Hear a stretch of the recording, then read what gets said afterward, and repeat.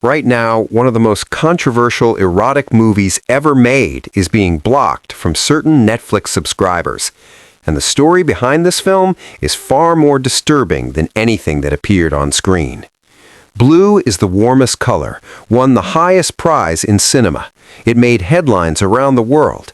It launched the careers of two actresses who would become international stars.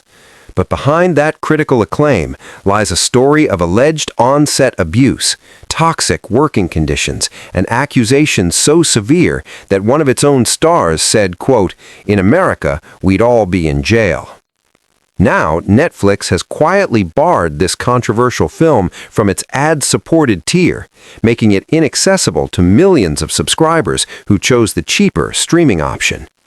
While Sydney Sweeney's The Housemaid dominates box office headlines with its own provocative content, Blue is the Warmest color is becoming increasingly difficult to access. And honestly, when you learn what happened during the making of this movie, you'll understand why its legacy remains so complicated over a decade later.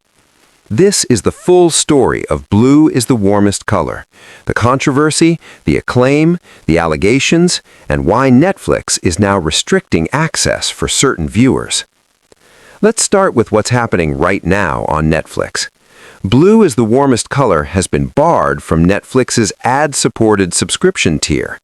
This isn't just about this one film.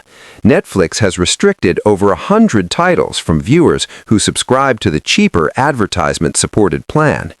If you're on Netflix's ad tier, you cannot watch Blue is the Warmest color, period. Now, why is this happening? The primary reason is legal. Netflix doesn't have the necessary rights to play advertisements on certain titles. When content is licensed, those licensing agreements often specify exactly how the content can be distributed. Some agreements allow ad-free streaming. Some allow ads. Some have restrictions that become complicated when you add commercial breaks. For Blue is the Warmest color, Netflix apparently lacks the rights to insert advertisements into the film's runtime. This creates an interesting situation. Netflix's ad-supported tier was designed to make streaming more accessible, lower price point, broader audience reach. But for certain content, particularly older films with complex licensing agreements or content that raises concerns about brand safety for advertisers, that tier becomes a barrier rather than an access point. Blue is the Warmest color isn't alone in this restriction. Over 100 titles face similar limitations. But this particular film being restricted feels significant given its cultural impact and the controversies that have surrounded it since its 2013 release. Before we get into the controversies, let's acknowledge what Blue is the Warmest color actually accomplished from a critical standpoint.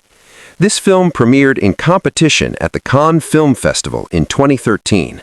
Cannes is the most prestigious film festival in the world. Winning there means something. It means the global film community recognizes your work as exceptional. Blue is the Warmest color didn't just compete at Cannes. It won the Palme d'Or, the highest prize the festival can award, the honor that has gone to films like Pulp Fiction, Parasite, and The Piano, the award that marks a film as genuinely significant in cinema history. But that's not all.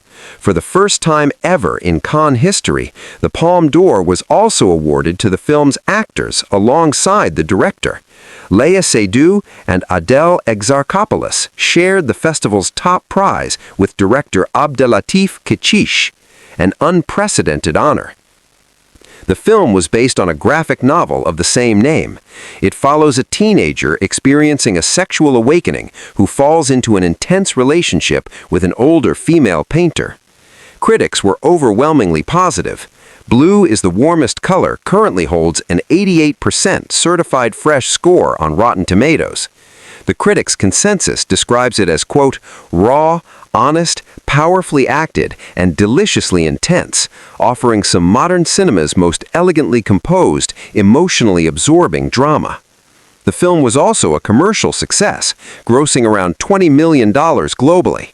For a French-language art film dealing with explicit content, those numbers were remarkable. On paper, Blue is the Warmest color was a triumph. But the story behind its creation tells a very different tale.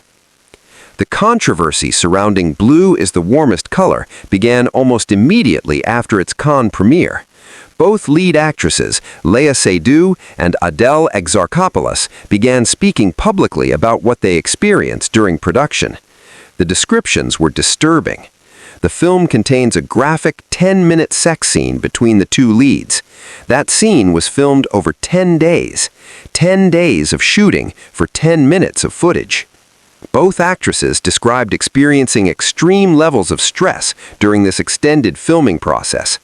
Seydoux, who has since become an international star appearing in James Bond films and major Hollywood productions, gave a particularly damning interview to the Daily Beast.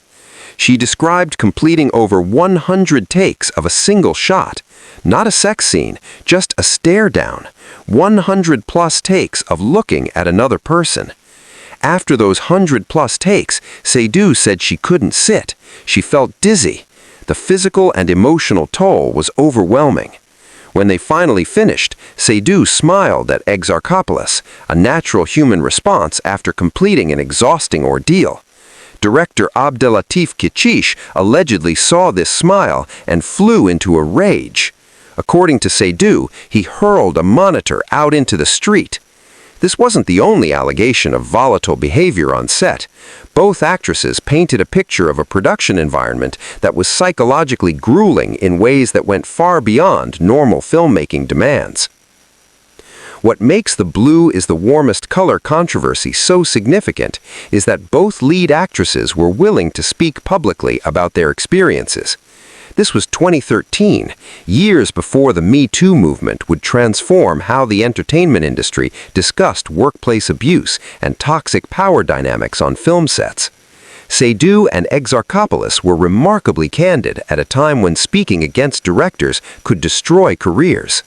Both actresses stated that they would probably never work with Kechiche again.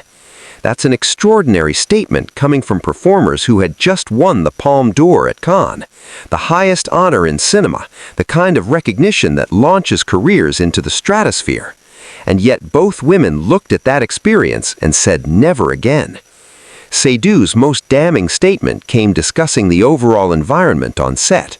She said, quote, "In America, we'd all be in jail." Think about that for a moment.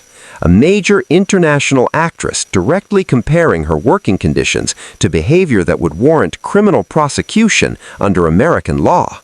The allegations centered on the extreme demands placed on the performers during intimate scenes, the psychological pressure, the volatile reactions from the director, the feeling of being pushed beyond reasonable limits in pursuit of the director's vision. These weren't just difficult working conditions. According to the actresses involved, this was something that crossed fundamental lines. Over a decade later, Blue is the Warmest Color occupies a strange place in film history. On one hand, it remains a critically acclaimed masterpiece. That Rotten Tomatoes score still stands. The Palme d'Or still decorates its promotional materials. Film scholars still discuss its artistic achievements. But on the other hand, the allegations made by its stars have permanently tainted how many viewers experience the film. Can you separate art from the conditions of its creation? Should you? These questions have become increasingly central to how we consume media in the post-Me Too era. When you watch Blue is the Warmest Color now, knowing what Seydoux and Exarchopoulous described, the intimate scenes take on a different weight.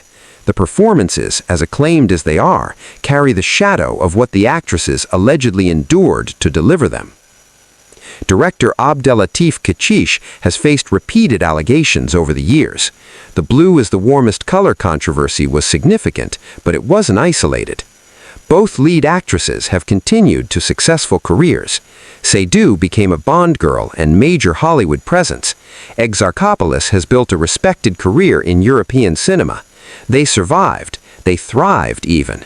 But their willingness to speak publicly about Blue is the Warmest Color helped establish conversations that the industry would grapple with much more extensively in the years to come. So where does this leave Blue is the Warmest Color in 2025? Blocked from Netflix's ad-supported tier, critically acclaimed but controversially created, a Palme d'Or winner that its own stars refuse to revisit? The film exists in a strange limbo, too acclaimed to ignore, too controversial to celebrate without asterisks. Netflix's decision to restrict access isn't about the content of the film itself, it's about licensing rights and advertisement placement. But it's fitting that a movie this complicated has become harder to access. Meanwhile, films like The Housemaid prove that audiences still have appetite for provocative content. Sydney Sweeney and Amanda Seyfried are dominating the box office with their own erotic thriller. But the conversation around on-set conditions has changed dramatically since 2013. The standards have shifted.